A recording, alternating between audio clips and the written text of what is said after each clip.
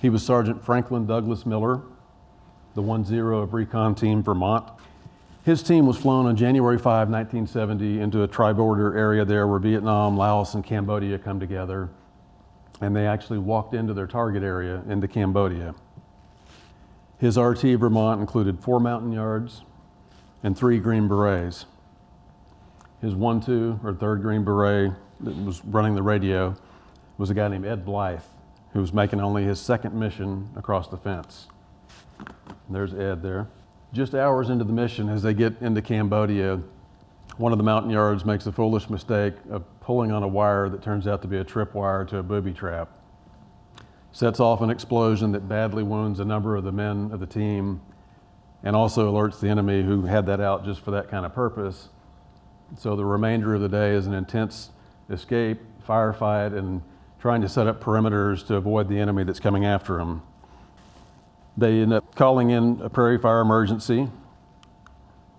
And again, they preferred the A-1 Sky Raiders because they were propeller driven. They were the low and slow, as they called them.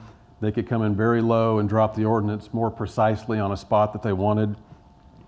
So radioman Ed Blythe is doing the talking back and forth while Doug Miller's crawled out to fight the enemy and take him on and keep the perimeter secure. First Lieutenant Don Ingebretson was one of the guys flying the Sky Raiders. He and his superior, the wing leader, came in on Blythe's call to drop some bomblets, some CBU and napalm, and Blythe said, "Just bring it in, drop it right on us." Well, the wing leader said, "Don't do it, you're forbidden, do not do it, abort, pull out."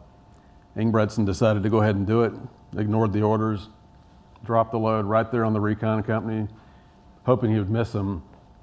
And one of the mics was open, so all he hears is screaming and yelling, and his first thoughts are, "Oh my God, I've killed all the recon guys I'm trying to save."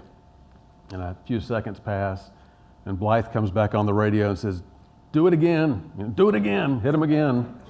So Don felt pretty good about that, in spite of potential court-martial from his wing leader ignoring orders.